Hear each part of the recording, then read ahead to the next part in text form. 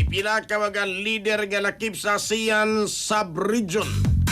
Nagtigom sa pagpangulo ni Presidente Bongbong Marcos.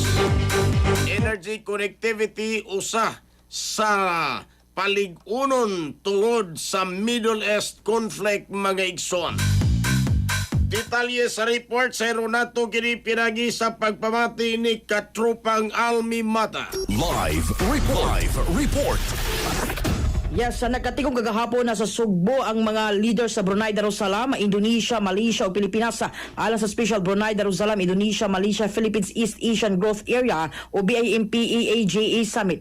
Gipagay ng summit sa Shangri-La Mactan sa Dakbayan sa Lapu-Lapu isip kabahin sa mga kalihukan sa ika-48 nga Asian Summit. Mitambong sa maong tigom sila Brunei Sultan Haji Hassanal Bolkiah, Indonesian President Prabowo Subianto, Malaysian Prime Minister Dato Seri Anwar bin Ibrahim ug si Presidente Ferdinand Marcos Jr. Sa iyang welcome remarks, Mato de Marcos nga napakita ang summit sa ligon nga paghiusa og kooperasyon sa mga miyembro ekonomiya aron mapalambo ang inclusive growth sa East Asian sub-region.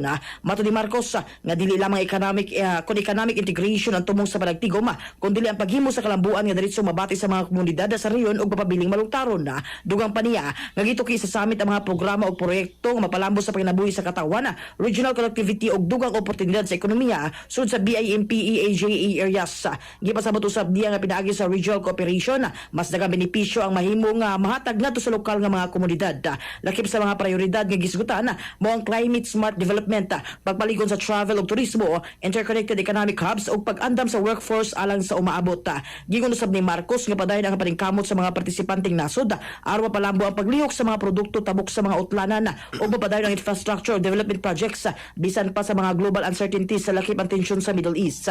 Usa sa mga inisyatibang gisgutan mao ang Brunei Darussalam, Malaysia, Philippines sa Power Integration Program nga nagtumong sa pagpaligon sa energy connectivity o cross-border power trade sulod sa Asia. Sumala pa ni Marcos, importante ang maong mga proyekto aron mas mapaligon ang koneksyon o resiliency sa sub-region.